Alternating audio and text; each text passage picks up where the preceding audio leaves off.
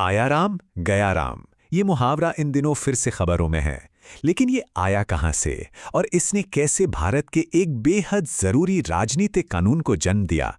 चलिए आज इसी पर बात करते हैं। हाल ही में हमने देखा कैसे देखते ही देखते एक पार्टी बिखर गई और दूसरी पार्टी को इसका फायदा मिल गया।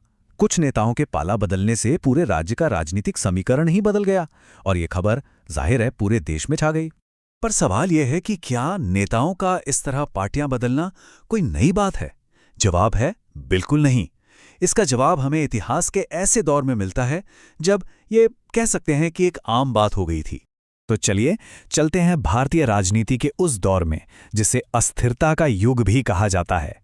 साल थे 1967 से 1971। इन 4-5 सालों में देश ने वो राजनीतिक उथल-पुथल देखी जो पहले कभी किसी ने नहीं देखी थी।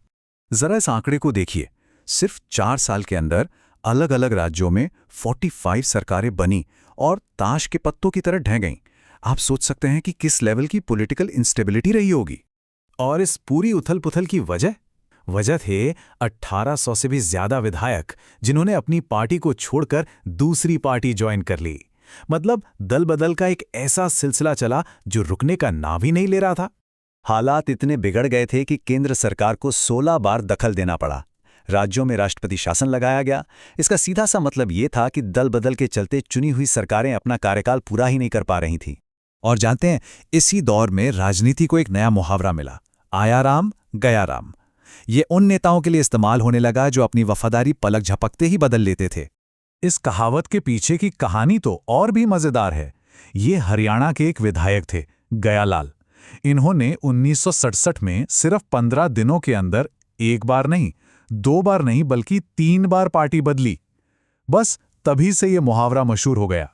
लेकिन ये कहानी सिर्फ एक विधायक या हरियाणा तक ही सीमित नहीं थी। ये तो एक ऐसी लहर थी जिसने लगभग पूरे उत्तर भारत को अपनी चपेट में ले लिया था। आइए देखते हैं कि यह अराजकता कहां-कहां और कैसे फैली। ये टेबल उस दौर की एक छोटी सी झलक है। हरियाणा तो जैसा हमने देखा दल बदल का सेंटर था ही। उत्तर प्रदेश में चौधरी चरण सिंह ने बगावत कर दी। मध्य प्रदेश में राजमाता सिंधिया ने दल बदल की अगुवाई की।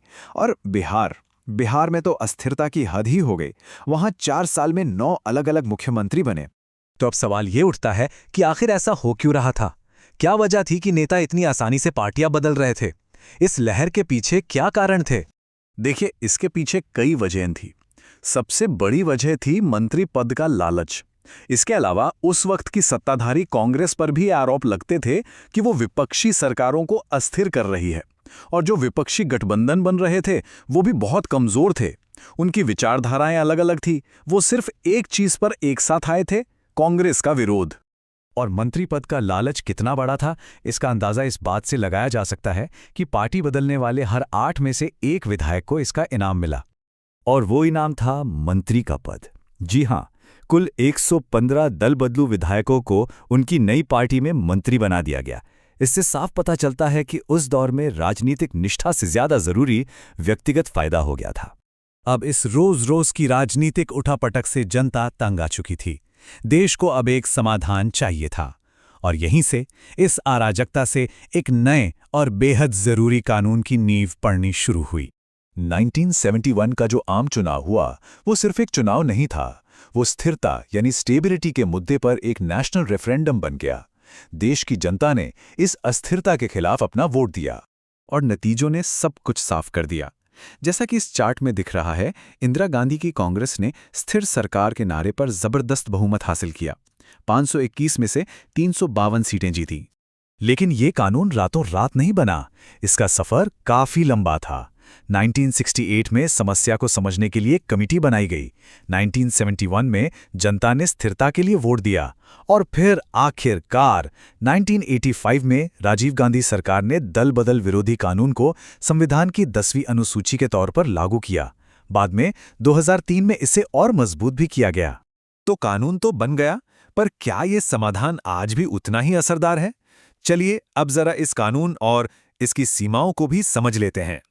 देखिए, ये कानून दल बदल और विलय में एक बहुत बड़ा फर्क करता है।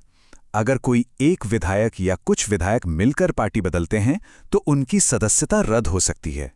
लेकिन अगर किसी पार्टी के कम से कम 2/3 विधायक एक साथ पार्टी छोड़ते हैं तो उसे दल बदल नहीं बल्कि कानूनी तौर पर विलय यानी मर्जर माना जाता है। और यही 2/3 का नियम है जो इस कानून की एक बड़ी कमजोरी या कह लें कि लूपहोल बन गया है। ये नियम बड़े पैमाने पर दल बदल के लिए एक तरह से रास्ता खोल देता है और इसी का इस्तेमाल करके आज भी विधायक एक पार्टी से दूसरी पार्टी में चले जाते हैं, जैसा कि हमने हाल की घटनाओं में भी देखा है। और ये बात हमें इस विश्लेषण के आखिरी और सबसे अहम सवाल पर ले आती है कि क्या ये दल बदल विरोधी कानून वाकई उस वोटर के भरोसे की रक्षा करता है जिसने किसी नेता को एक खास पार्टी के टिकट पर जिताया था, या फिर ये कानून कहीं ना कहीं राजनेताओं की अपनी महत्वाकांक्षाओं को पूरा करने का एक रास्ता बन गया है। इस पर सोचने की जरूरत है।